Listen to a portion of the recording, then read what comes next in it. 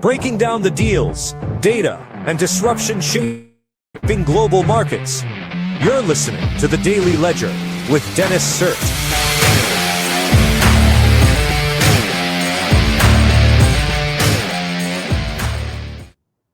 Yo, what up?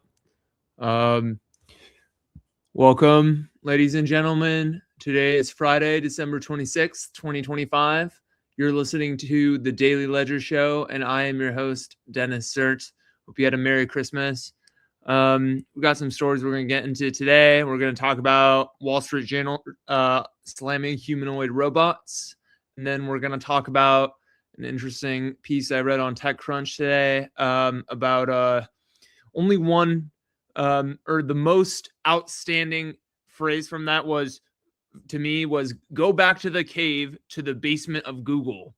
And that's kind of where I'm at, not at Google, but in the basement. So, yeah. So let's talk about some of the macroeconomic trends right now. So let's get that going.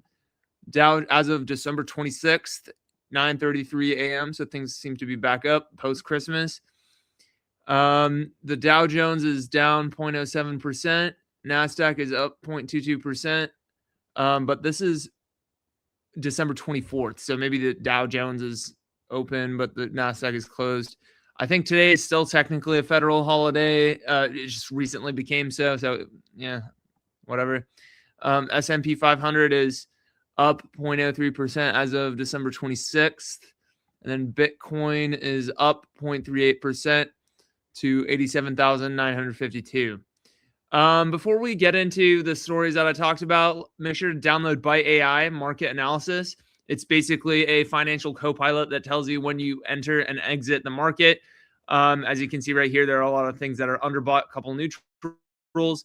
It does it based off of what economists trade off of, like mathematically, they call it technical indicators. So some include the RSI curve, or relative strength index Bollinger Bands, as well as the MACD/signal curve, as well as the news sentiment.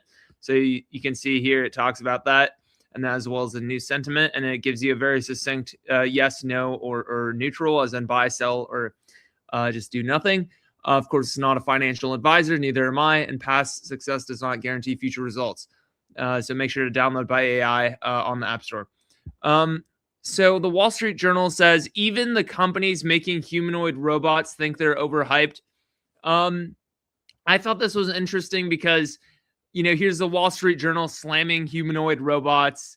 They're kind of talking about how pessimistic they are about robots. It's like, who even needs a humanoid robot? Who even cares about robots? Do we even need one? I just think it's so silly, but I'm going to talk about that sort of after we get into the meat and potatoes of this. I thought this was kind of cute. Check this out. It's like a little fighting teddy bear robot or whatever from Booster, which I went on their website. I didn't even know they had a website like this. This seems super cool. I guess they have a basic, standard, and a customized humanoid robot. I was trying to see their buying site. Oh, I guess you can order one. Doesn't really say how much it costs or anything. But yeah, so I guess that's kind of cool. It's like a little mini robot about 3 feet tall. Of course, we have Optimus, as we know that Elon Musk is saying that is going to be out and ubiquitous in the next few years. We have the Neo 1X robot. I actually got on the waiting list for this, about $200. And so, yeah, I guess the only thing is human operators are able to see through the cameras. So, and it's a little bit unsettling, to be honest, the Neo 1X. But yeah, whatever. But yeah, so he kind of talks about that here. Let's see if there's anything notable. I think I pulled a couple quotes. We've been trying to figure out how to do. We've been trying to figure out how do we not just make a humanoid robot, but also make a humanoid robot that does useful work. So I guess this guy from the CTO, aka the bitch, at Agility Robotics. I don't know this guy. I'm just saying the CTO position. Agility Robotics. Yeah, okay, that's interesting. That's cool, I guess. So he seems to be just sit down and do the work. You're not supposed to come out here and be on the Wall Street Journal, bro. Like, that's not your job. Anyways, so yeah, so that's sort of what he was talking about, I guess. And then there's something else in here. I usually write things down when I see it. Let me get it. Elon Musk predicts that demand for humanoid robots will be insatiable, and has said that Tesla aims to produce 1 million of the company's Optimus robots by year 2030. NVIDIA CEO Jensen Huang has said he believes the world is on the cusp of making everything that moves robotic. Humanoid robots, the technology that makes it possible, is just around the corner, Huang said on a podcast in January. I tend to agree with him, but then the Wall Street Journal puts him and Musk in basically a bucket, calling them optimists, like as an opposite of pessimist, not the Optimus robot, but optimists like Musk and Huang see a confluence in trends behind their predictions. Billions of dollars are being spent on data centers to train AI models that will power future robots. Yes, the aging of populations in many countries means that there will be fewer workers. Yep, and we talked about population decline earlier this week. As there will be fewer workers, as well as a growing cohort of elderly people in need of care. Governments will also see robots as a way to win manufacturing jobs back from overseas. Yeah, so there's that. Oh yeah, and this was the thing I wanted to talk about finally about this, which is Wall Street Journal says, ultimately, there's one more fundamental question to answer. Do we even need a robot with arms and legs? Give me a break. It's like people are like, oh, well, why do we even need this? It's kind of like the people who say, oh, why money? Why money? It's like, yeah, no. You need money for the freedom to choose and kind of shape your life, right? It's like, there are certain communists out there that are like, oh, why money? Just live like a homeless person. No. That's not how to do it. Yeah. So there's that.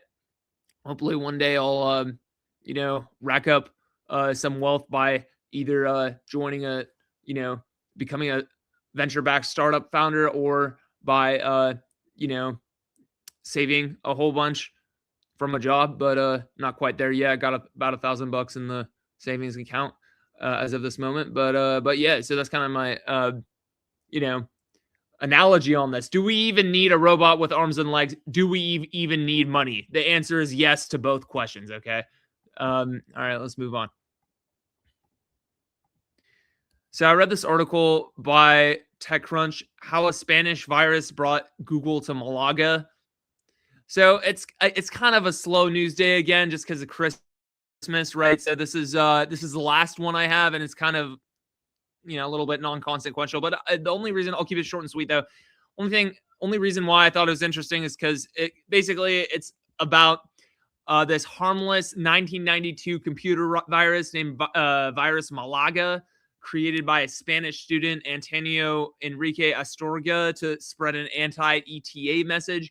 And basically, it infected university computers and ignited Bernardo Quinterio's lifelong passion for cybersecurity, leading to him to co-found VirusTotal, which Google acquired in 2012. Apparently, that acquisition established Google's flagship European cybersecurity center in Malaga, transforming the city into a thriving tech hub. And this year, Quintero finally identified the virus's creator, now deceased, after decades of curiosity. So, yeah, that's kind of what this is about. It'll, I guess, tug at your heartstrings a little bit. They brought Google into a small town, and it later became a cybersecurity hub based on with simple origins from, like, I guess, a small virus, like a computer virus. So yeah, and then he talks about VirusTotal here, which was acquired by Google later on in 2012. Yeah, so I think we're gonna leave it there today. Make sure to download Byte AI Market Analysis on the App Store, or by visiting byteai.me in the top right corner. Hope you guys have a great day today, and yeah, I'll see you on Monday. Have a great weekend.